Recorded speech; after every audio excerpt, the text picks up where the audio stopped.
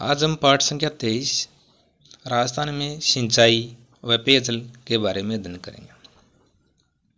राजस्थान में जल की समस्या हमेशा से बनी रही है, क्योंकि न तो राजस्थान में कोई वर्ष भर बहने वाली नदियाँ हैं और न ही अधिक वर्षा होती है।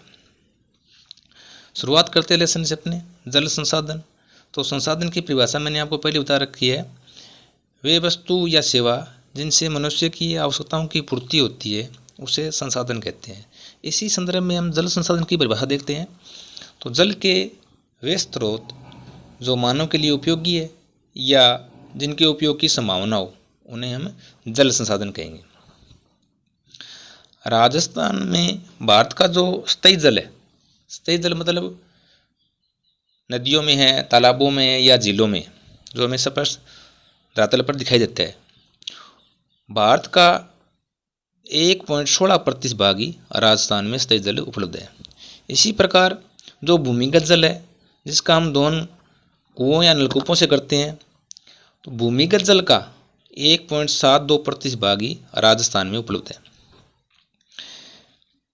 दूसरी बात, एक स्वस्थ मनुष्य को प्रतिवर्ष लगभग 1000 घन मीटर जल की आवश्यकता होती है, लेकिन राजस्थान में जल की कमी है, इसलिए राजस्थान में 780 घन मीटर जल ही प्रति व्यक्ति उपलब्ध हो पाता है। जल संसाधन को हम दो भागों में बांट सकते हैं, भूमिगत और स्थायी जल संसाधन। पहले देखते हैं अपने स्थायी जल संसाधन। स्थायी जल संसाधन जो नदियों, झीलों या तालाबों में पाया जाता है उसे स्थायी जल संसाधन कहेंगे। तो पहले अपन राजस्थान की नदियां देखते हैं। मुख्य जो नदियां हैं, चंबल नदी राजस्थान की एकमात्र नदी है जो वर्ष भर बहती है। इसके अलावा अन्य नदियां हैं, बनास है, लूनी है, माही है, बाणगंगा है, बेड़च है, गंभीरी, सूकड़ी, काली सिंध, परवन, मेज आदि राजस्थान की मुख्य नदियां हैं। भारत सरकार ने एक महत्वाकांक्षी योजना शुरू की है नदियों को आपस में जोड़ने की। तो केवल राजस्थान को छोड़कर किसी भी राज्य में इसकी शुरुआत नहीं हो सकी है। तो राजस्थान भारत का एकमात्र राज्य है, प्रथम राज्य है जिसने नदियों को जोड़ने की योजना बनाई है। सतही जल संसाधन में दूसरा संसाधन है झीलें। तो राजस्थान में खारे पानी और मीठे पानी दोनों की झीलें पाई जाती है। खारे पानी की झीलें मुख्य रूप से अरावली पर्वतमाला के पश्चिम भाग में पाई जाती है, क्योंकि यह भाग तैतीस सागर का अवशेष था। राजस्थान की मुख्य जो मीठे पानी की झीलें हैं वो निम्नानुसार है। पहली है जयसमंद। जयसमंद झील राजस्थान की मीठे पानी की सबसे बड़ी झील है।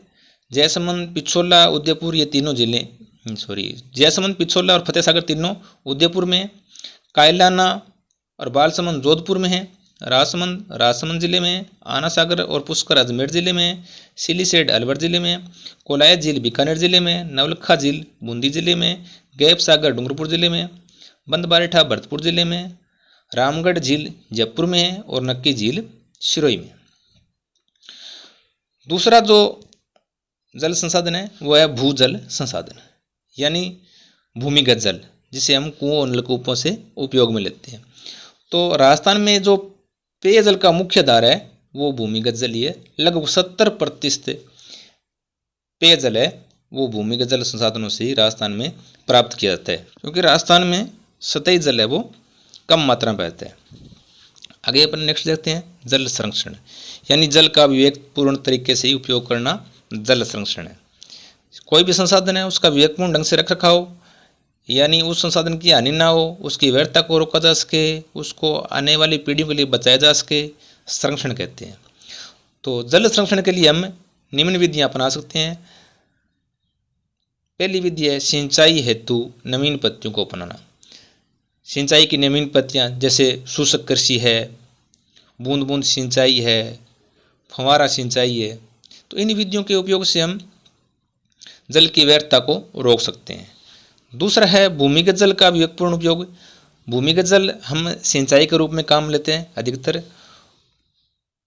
तो इसका सही तरीके से उपयोग करेंगे तो भूमिगत जल है वो आने वाली पीढ़ियों के लिए हम बचा सकते हैं। तीसरा है वनस्पति विनाश पर नियंत्रण, यानी पेड़ पौधों की कटाई नहीं करना। चौथा है वर्षा जल संचयन, रेन वाटर हार्वेस्टिंग, यानी छत वर्षा जल संग्रहण, या जो वर्षा का जल होता है उसे कुएं नलकूपों में डालना। जिससे कि जल को बचाया जा सके। पाँचों है अपशिष्ट जल का शोधन कर उपयोग, यानी जो कारखानों फैक्ट्रियों आदि में जो जल का उपयोग रहता है और उसे व्यर्थ रूप में बहा दिया जाता है तो उसको हम शोधित कर पुनः उपयोग में ले सकते हैं। छठा है कृषि पद्धति फसल पर प्रतिरूप में परिवर्तन। कृषि की नवीन पद्धतियाँ अपनाना फसलों के प्रतिरूप है, यानी बारी बारी से फसलें अलग अलग प्रकार की फसलें बोना। सातवां है छोटे तालाब बनाना, बांध बनाना, एनीकट बनाना ताकि जल की व्यर्थता को रोका जा सके। जल संरक्षण के लिए राजस्थान पत्रिका ने एक अभियान चला रखा है, अमृतम जलम अभियान, जो कि एक सराहनीय प्रयास है। नेक्स्ट देखते हैं अपने राजस्थान में सिंचाई। तो राजस्थान में बरसात बहुत कम होती है, इसलिए राजस्थान में जो सिंचाई है वो कृत्रिम तरीके से ही ज़्यादा की जाती है। इसमें महत्वपूर्ण अपने राजस्थान में सबसे ज़्यादा सिंचाई वाला भाग जिलों में देखें अपने तो सबसे ज़्यादा सिंचाई वाला भाग श्री गंगानगर जिले का है, और राजस्थान में सबसे कम यानी न्यूनतम सिंचाई वाला भाग है वो राजसमंद जिले में। राजस्थान में जो सिंचाई है वो मुख्य रूप से कुओं, नलकूपों, तालाबों, नहरों आदि द्वारा की जाती है। पहले देखते हैं अपने कुएं और नलकूपों द्वारा सिंचाई। राजस्थान में जो कुल सिंचाई होती है उसका लगभग 66% भाग यानी भूमिगत जल से ज़्यादा सिंचाई होती है। 66% भाग कुओं और नलकूपों से सिंचाई होती है। कुएं नलकूप से सर्वाधिक सिंचाई है वो राजस्थान के जयपुर जिले में होती है, दूसरा स्थान अलवर जिले का आता है। भूमिगत जल का सबसे बड़ा उदाहरण जैसलमेर जिले का चांदल नलकूप है, जो मीठे जल के कारण थार का गढ़ा कहा जाता है। दूसरा सिंचाई का साधन राजस्थान में नहरें। राज्य में 33% भाग पर ही नहरों द्वारा सिंचाई होती है, और नहरों द्वारा जो सर्वाधिक सिंचाई होती है वो गंगानगर जिले में होती है। गंगानगर जिले का नहरी सिंचाई में प्रथम स्थान है। नंबर 3 अपने तालाबों द्वारा सिंचाई। तो तालाबों द्वारा सिंचाई राजस्थान के 0.7% भाग पर होती है, और तालाबों द्वारा सिंचाई में राजस्थान का भीलवाड़ा जिला प्रथम स्थान पर है, दूसरा जिला उदयपुर है।